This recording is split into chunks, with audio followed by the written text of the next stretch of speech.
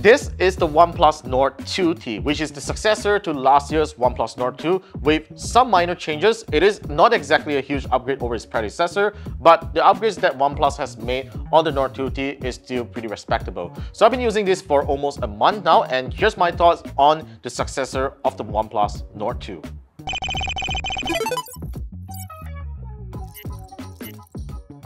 Like I mentioned earlier, the Nord 2T is a minor refresh of its predecessor, and by all means, it is very minor because the only changes that you're getting right here, apart from this new design language here, it is the processor and the charging speed. The Nord 2T is now powered by a MediaTek Dimensity 1300 SoC, and it now supports up to 80 watts of super bulk charging. So that's actually slightly faster than the previous model, but otherwise, the rest of the spec sheet remains the same as the Nord 2. You get 8GB of RAM, and my unit here comes with 128GB of storage, and that is non-expandable, and it still comes with a 4500 mAh battery.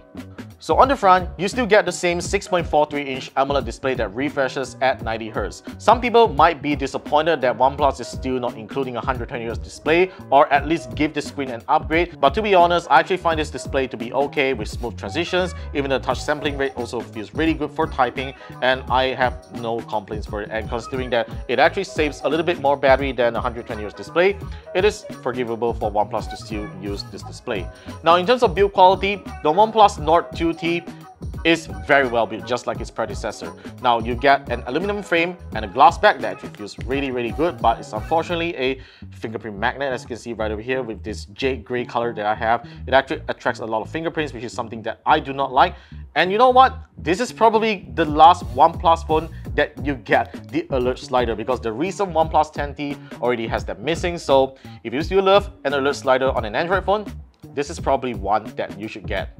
One major change that the Nord 2T has over the Nord 2 is obviously its new camera bump right over here, which has these two huge rings, but then only one of it houses the main camera. Now, this one is a 50 megapixel Sony IM766 sensor that we all have been familiar with. It has also been used on the OnePlus 10T and a whole lot of other flagships out there. So OnePlus is really bringing some flagship features down to the mid-range level. Now, on the second camera ring over here, it houses an 8 megapixel ultra-wide camera along with a 2 megapixel depth sensor, which, to be honest, is something that you probably wouldn't use at all. Now, interestingly, you do get two LED flashes right over here, which I'm not sure why they do actually have these two flashes right here, but I guess if you want to use flash for taking photos, it is probably something that is good for you. Now, even though the Nord 2T's design is a lot nicer compared to the Nord 2, the phone unfortunately still lacks water and dust resistance, even though that is not something that everybody is looking for. But for a phone that's close to 2,000 ringgit, I believe this is something that OnePlus could actually do to stand out from the rest, because you know what? They are a company that never settles, right? Otherwise, are they actually settled already? Alright, jokes aside, let's get into the software experience. Now, as usual, the OnePlus Nord 2T comes preloaded with OnePlus's Oxygen OS software, and this runs on Oxygen OS 12.1 based on Android 12. So that is actually an upgrade over the Nord 2, which currently still runs on Android 11, so I'm not sure when OnePlus is going to have that upgraded to Android 12 in the near future, but OnePlus is committing 4 years of software upgrades for the Nord 2T, just like the OnePlus 10T, so that is actually a good news for those people who wants to buy a phone that has future software upgrades. The Nord 2T definitely has that guarantee out there, but I'm not too sure about the Nord 2, and I'm also not sure if OnePlus is able to commit that, considering that, you know, they are now under Oppo, and Oppo might make some decisions that could probably change that kind of guarantee, right? Now, the software experience on the Nord 2T is very good, and I can tell that it is actually no different from a flagship phone. It is very fast, everything runs snappily on this thing. You can even run heavy games such as Genshin or play Asphalt 9 with smooth graphics on this phone. It's something that makes you ponder why you should actually buy more expensive flagships. Just like what I shared in a previous video when I did a review of the Galaxy A73 5G, the phone performs so well and you really just find that there's no reason to buy a more expensive phone. So basically the OnePlus Nord 2T software works very well. There's no bloat and there's no weird extreme power saving mode that disables notifications and auto start when your phone hasn't been used for a long time. I'm actually very satisfied with the software experience over this amount of usage. So yeah, this is typical OnePlus. I guess it is something that you should be very happy if you decide to buy the OnePlus Nord 2T.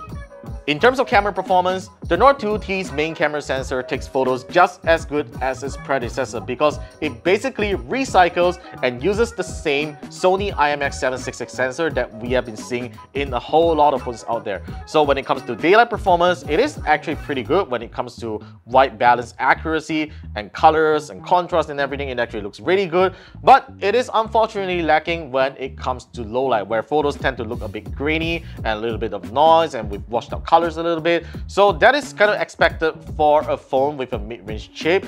The MediaTek Dimensity 1300 ISP probably isn't just as good as the flagship out there, which is why you're not seeing such a good image quality when it comes to low light performance.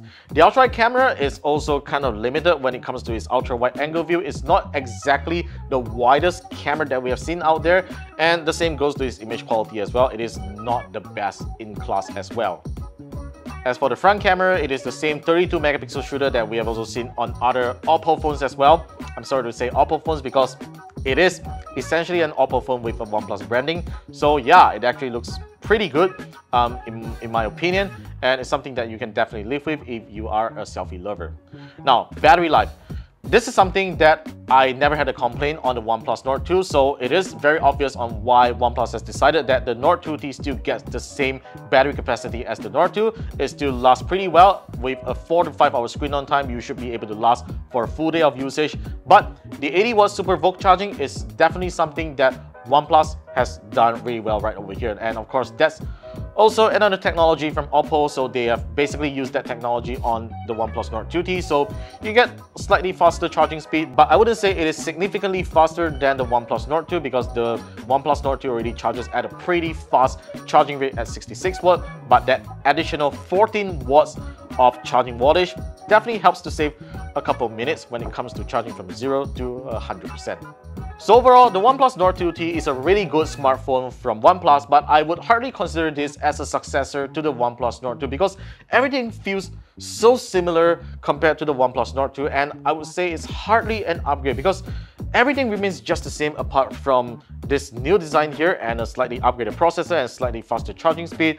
I am, to be honest, a little underwhelmed that OnePlus didn't do a little more to make this phone a proper successor to the OnePlus Nord 2, considering this is almost a year apart when OnePlus has all the time to do some upgrades onto this phone. So I wouldn't say that this is an entirely bad phone, but if you didn't get the OnePlus Nord 2 previously, the OnePlus Nord 2T is probably the phone that you should get if you have less than 2,000 ringgit to spend on a new smartphone that performs well and has a good, decent camera and good performance. Alright, so that's all for my review on the OnePlus Nord 2T. Let me know what you guys think about it in the comment section down below, and be sure to subscribe to the channel for more videos coming right up. And I'll see you guys in our next video.